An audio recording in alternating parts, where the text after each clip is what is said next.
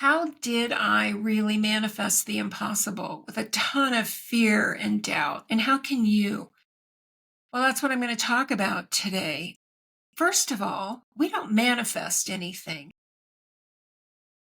Manifesting is really a misnomer. Manifesting implies that we're creating something, this thing that's missing, and we're making it show up, and that it doesn't exist right now. And number one, that's not true. We don't manifest anything.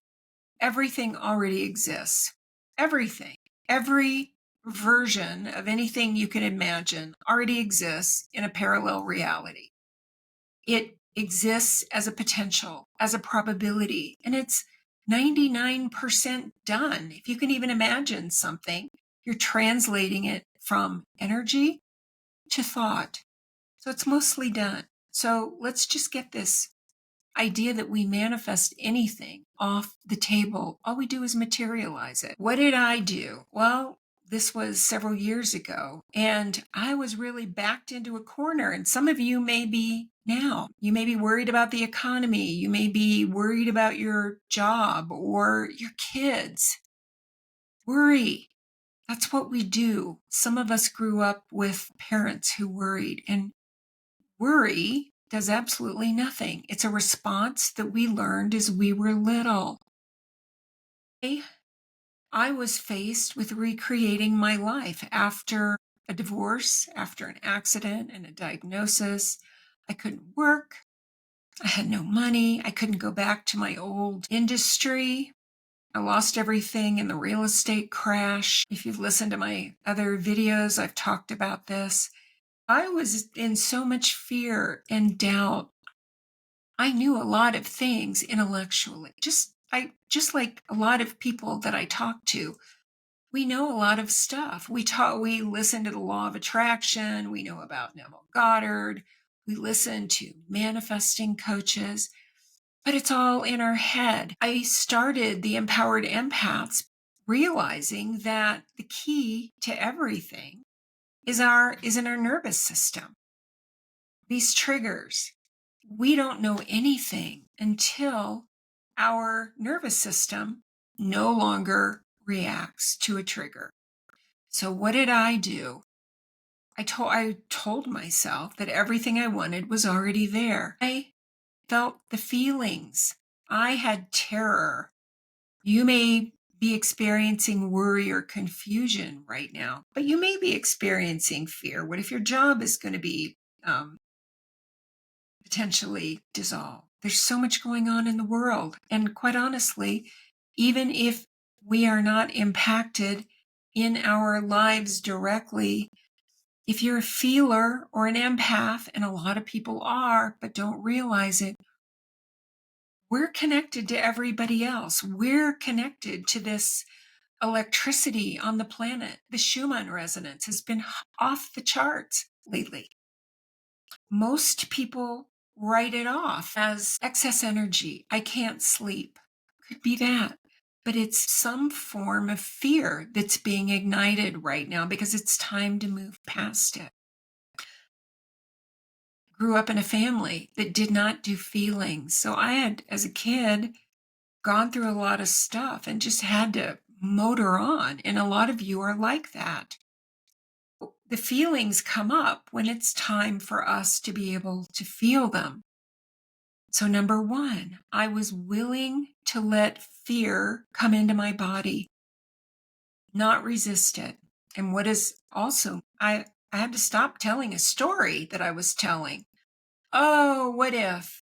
What if I end up on the street? What if? All the what ifs. I was scaring myself. And that's what a lot of people do. It's just what we do is part of being human. It's what I call welcome to being human. Most of us did not have parents who were emotionally literate, who did not have PhDs in emotional intelligence. So we stuffed it down just to survive. And now, as we're heading into a split in consciousness, all the things that we've stuffed down in this timeline and every other parallel reality are coming up. So be willing to sit with the fear or the terror or the doubt or the anxiety, whatever it is, the feeling. It's a frequency. Feel it in your body. Come on in, anxiety.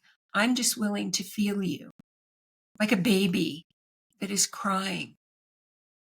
And let it take over. Don't try to resist it. But you've got to drop the story that you're telling yourself of, oh, my husband's going to leave. My marriage is going to end. We're going to have to file bankruptcy. All these things, all these stories that we tell ourselves. And I did too. What if nothing comes in? What if I happened not to have the family? There was really nobody I could rely on, but that was one of the stories that I told myself. I told myself the story that it's just me alone, and what am I going to do? How am I going to get through this? So this is why we have to separate the feeling from the narrative we're telling. After you separate the narrative, that's when you just feel the feeling. If it were a frequency, if it were a scent, what would it be? If it were a tone, you would just be with it in your body. You would feel it without a story attached. Get curious about it. It may take 90 seconds. That's how long it takes for an emotional wave to move through the body. Or it may take longer. So sit with the feeling until it subsides.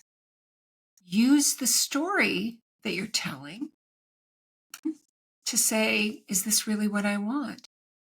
You are always telling the particles of creation how to take shape with your thoughts, with your emotional responses, how you react to things, with the stories that you tell. So what do you want? Pivot to, what do I really want here? Oh, I want a job that I really love where I'm respected. Would love to be working with more clients. I want a bank account that's abundant. Pivot to that in your imagination when you can. Our subconscious always resolves tension because creation is about tension. But normally what we do is we pivot back to, oh, I don't want this. It's going to be bad. Or we eat, or we numb out, or we just stuff it because we believe the stories we're telling ourselves. So tell a new story. Every story already exists. That's what I did. I realized that I was on a need-to-know basis, that I knew what I needed to know at exactly when I needed to know it. And I did not expect all the steps to get from where I was to where I chose to be. And for some of you, this needing to know the whole thing is a factor, but that's not how it works. When we need to know how, we are really saying, I don't trust the power of the universe and I don't trust myself.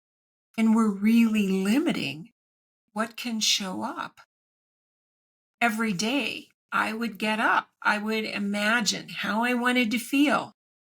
3 emotions. How do I want to feel? Oh, relief, peace, fun. And every morning I would ask, what are we doing today? And either an idea would land and I would do it, or something would land in front of my nose. One idea, one inspired action at a time, one orchestration at a time. We are guided in the most expansive and miraculous ways that our logical minds could never, ever orchestrate.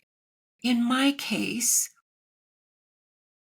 I inherited several $100,000 in a way that did not make sense.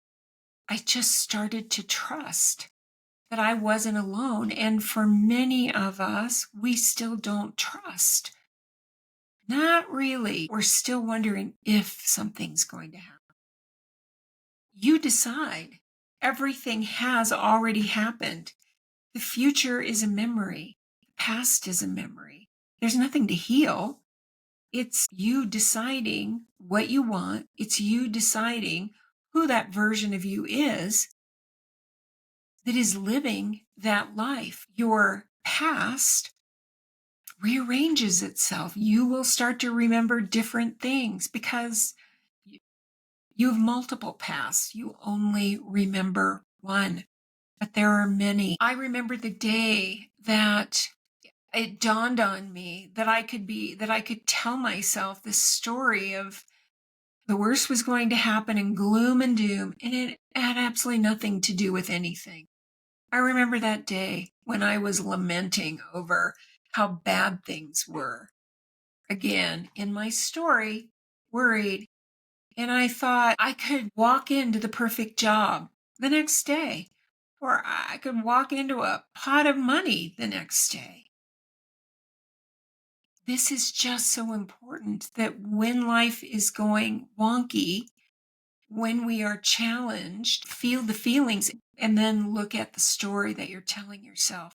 That story points back to a belief that you think is true. In my case, it was, I believe that I'm not supported, which is a very common one. And many of you listening have this. I'm not enough. I'm powerless. I can't trust life. I don't get what I want. Betrayal, abandonment. They're all what I call welcome to being human beliefs. We all have them. Thoughts and feelings do not create our lives. Our belief in the thoughts and feelings creates our lives, creates what happens. You could think there's an alligator under the bed. You could have that thought in passing. My guess is you wouldn't react because you would just know it's not true. As we start to repattern these old beliefs that we have and how we react to life, the belief of, well, I'm powerless may come up, but you don't believe it anymore. Your old beliefs will come up again and ask you to feel the feelings again. Every time it does happen, they get less intense. You are literally laying down new neural pathways in your brain. How do I respond when this happens? How do I respond when this happens? And when the new neural pathway is rewired, which can be as little as a few days, it depends on how deeply embedded in your memory it is. But when the new neural pattern but when the new neural pattern is there, the old stressor, which is a thought, comes up, and you no longer react. And the last thing that I want you to do is look for proof. You've done the emotional work. You realize what the story is. I want you to create a new story. How about everything always works out for me? And I want you to look for proof. Our minds look for whatever we tell them to. If you're always worried, then you'll see more things to be worried about. But if you look for proof of a new belief, your mind will look for the proof. If you want more abundance, be grateful for the abundance that you have. If you find a penny, be grateful for that penny. If you're upset with your partner, if that's what's happening now, look for the proof that your partner loves you. We don't even see reality. How is that? Our brains process so much information, neuroscientists tell us, so much information that if they were finely attuned to everything that's happening, we would be constantly overwhelmed, would be flooded. So what happens? There's about 100 millisecond delay when we see something, or when we hear, or when we smell. The brain is predictive. So in order to fill in the blanks so that we can operate, the brain looks at your past experiences, whether they're good or not so good, and really, some of them are not so good. They're survival based. And it predicts an image or predicts an outcome. And that's really what we're experiencing. Max Planck is the physicist who said, change the way you look at things. And what you look at changes. Wayne Dyer made that very famous. We don't see reality as it is. We see reality as we are through the lens of our beliefs, of our mostly welcome to being human beliefs until we change them. I'm not enough. Life isn't safe. There's no one here to support me. I was abandoned, betrayed. People will judge me. That's really what we're seeing when we go through these experiences, like so many people are right now. When our cages are being rattled, our sense of safety, security that's been outside of us is being challenged now. And we're being invited or asked to go within, to look at what is really going on. Why do I think I wouldn't be okay? Why is this triggering me? What story am I telling? And to process the feeling in our bodies instead of slapping some affirmations on top of the fear and thinking the fear is going to go away. The fear does not go away. And this is why you as an empath are here. Because as more and more of us are willing to do this inner work of feeling our feelings, dropping the story, choosing the reality that we prefer, and realizing that the reality that we see is all made up. All made up. It's about realizing that we're not just this body. We are a soul with a body for whom everything is possible. Yesterday, as I went out and walked and did a 6 or 7 mile hike here in the mountains, I remembered when I got that diagnosis that said, oh, you'll need surgeries. You may not ever be able to walk normally again. I remember what it was like when I thought I was financially doomed and several $100,000 came in. I remember what it was like when I had no idea what I was doing. I wasn't a coach then. I mean, I'd been a corporate person my entire life, managing people and teams, and then having my own company, real estate development company. So I know what it's like to live in this uncertainty. And I will tell you that it's really here to serve you. It's really here to set you free. And I hope it does that with you. Open up to all possibilities. Learn to rely on the rest of you to navigate. We can either look at problems and stay fixated on problems and not see a way out, or we can say, I wonder what else is possible here. I wonder what my soul has in store. How is this here to serve me? Such a powerful question that we can all ask when things seem to go south.